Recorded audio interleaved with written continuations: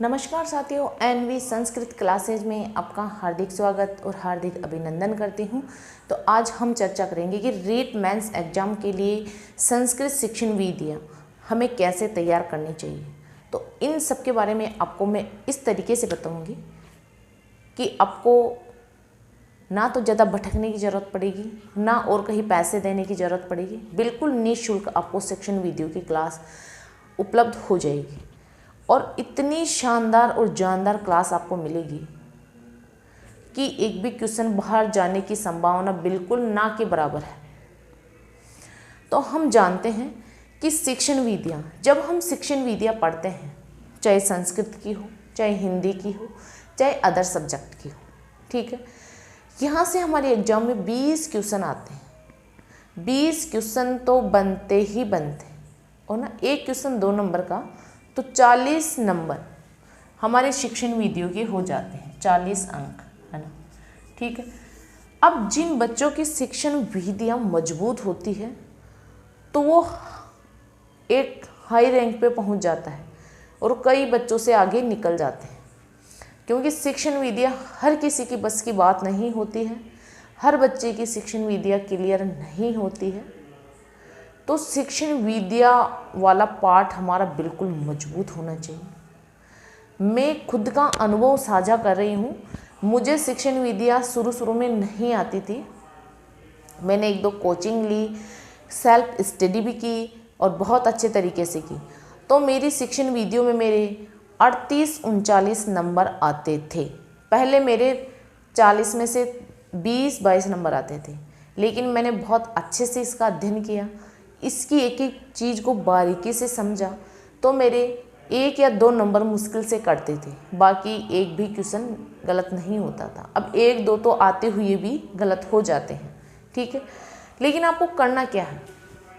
करना क्या है? संस्कृत की जो शिक्षण विधियाँ होती है उसमें सबसे पहले हमें भाषा कौशल पढ़ने होते हैं। भाषा कौशल पढ़ने होते हैं सबसे पहले हमें भाषा कौशल। देखो, भाषा कौशल 4 होते हैं। श्रव पल्ले, है ना, श्रव पल्ले 4 कौशल होते हैं। श्रवणम, वदनम, पठनम, लेखनम। यहाँ से 5-6 क्वेश्चन बनते हैं और ये पाठ जो भाषा कौशलों का पाठ है बहुत ही ईजी है। ईजी मैंने इस तरीके से उसको ईजी बनाया है, यानी ईजी था नहीं लेकिन मैंने बनाया उसको ईजी। तो यहाँ से 4 या 5 क्वेश्चन आते हैं, फिक्स है ये कि यहाँ से 4 या 5 क्वेश्चन आते हैं, डेफिनेट आते हैं। तो आपको इसको बहुत अच्छे से क्लियर कर लेना है। अब आपको इसी चैनल पर शिक्षण वीडियो की प्लेलिस्ट मिल जाएगी, आप वहाँ से देख सकते हो। मैंने बहुत अच्छे तरीके से करवाई है। 13 क्लास डाली है मैंने शिक्षण वीडियो की, ठीक है। वो आप फर्स्ट ग्रेड, सेकेंड ग्रेड और रीट मेंस सभी के लिए उपयोगी है, वहाँ से आप पढ़ सकते हो, ठीक है। अगली बात यह है कि शिक्षण विधियाँ, तो हमें शिक्षण विधियाँ, ये हमें देखो, व्याकरण की शिक्षण विधियाँ पढ़ते हैं हम, गद्य की, पद्य की, नाटक, अनुवाद, भाषा अनुवाद, है ना। इन सब की हम शिक्षण विधियाँ याद करते हैं। तो हम याद करते हैं तो हमें ये तो इतनी तो याद होती नहीं है। व्याकरण की शिक्षण विधियाँ याद करते हैं तो गद्य की शिक्षण विधियों में चली जाती है, गद्य की याद करते हैं तो पद्य में चली जाती है, पद्य की करते हैं तो नाटक में और नाटक के अनुवाद में चली जाती है। इसलिए मैंने जो क्लासें दी है उनमें ट्रिक की सहायता से वो विधियाँ बताई हैं, ताकि वो एक दूसरे में मिक्स ना हो।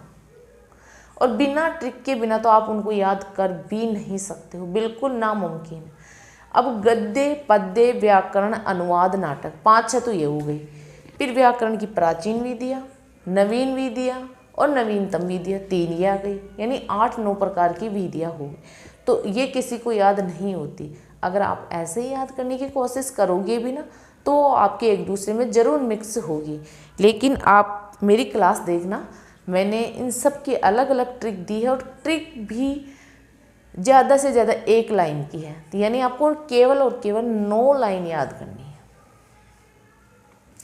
अब कई शिक्षण विधियाँ इतनी इम्पोर्टेंट है, जैसे व्याकरण की शिक्षण विधियाँ हैं तो उसमें आगमन निगमन है, गद्य की है तो उसमें आपके जैसे वो है उद्बोधन विधि है, पद्य की में खंडान्वय दंडान्वय है ना, नाटक में समवाय है ना, अभिनय विधि है। तो ये बहुत इंपॉर्टेंट विधि, यहाँ से हर बार एग्जाम में क्वेश्चन बनता है, ये एग्जाम की पहली पसंद बन चुकी है। ठीक है, तो आपको इनको भी अच्छे से क्लियर कर लेना। फिर अगला जो पॉइंट है वो है अध्यापन कौशल। अध्यापन कौशल वो भी बहुत इम्पोर्टेंट, प्रस्तावना कौशल, अन्वेषण कौशल, श्यामपट कौशल है ना, प्रवाह कौशल, संप्रेषण कौशल। तो ये अध्यापन कौशल भी 5 प्रकार के होते हैं। तो यहाँ से भी कम से कम 3 क्वेश्चन बनते हैं, 3 क्वेश्चन तो यहाँ से भी बनते हैं। तो ये भी हमारे बिल्कुल सही होनी चाहिए। तो इसमें भी कोई ज़्यादा है नहीं कि इसका उद्देश्य क्या है, लक्ष्य क्या है और मुख्य प्रयोजन क्या है। बस 3-4 पॉइंट, एक क्वेश्चन में 3-4 टॉपिक पॉइंट इंपॉर्टेंट है, तो वो भी क्लियर अच्छे से कर लेना है आपको, है ना। फिर अगला आता है पाठ योजना।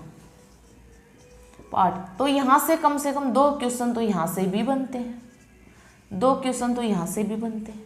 तो हमें तो इन 2 क्वेश्चन को भी बिल्कुल ओके करना है, सही करना है, गलत नहीं करना है।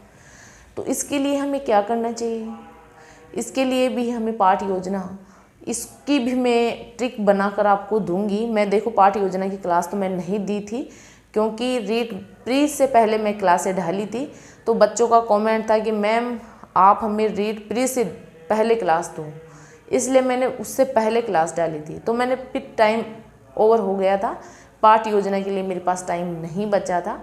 तो अब मैं पाठ योजना की क्लासें भी 1-2 आएगी, मैं अच्छे से डाल दूँगी, है ना। तो आपको इसी चैनल पर प्लेलिस्ट बनी हुई है, यहाँ से अच्छे से क्लियर कर लेना है और अभी से लग जाना है। अब ज़्यादा समय नहीं बचा है, क्योंकि कम से कम हमें इतना समय तो मिलना ही चाहिए कि हम अपने सिलेबस को कम से कम, ज़्यादा भी नहीं तो 3 या 4 बार अच्छे से उसका गहराई से अध्ययन कर सकें, तब ही बच्चे सिलेक्शन के काफ़ी नज़दीक पहुँचते हैं।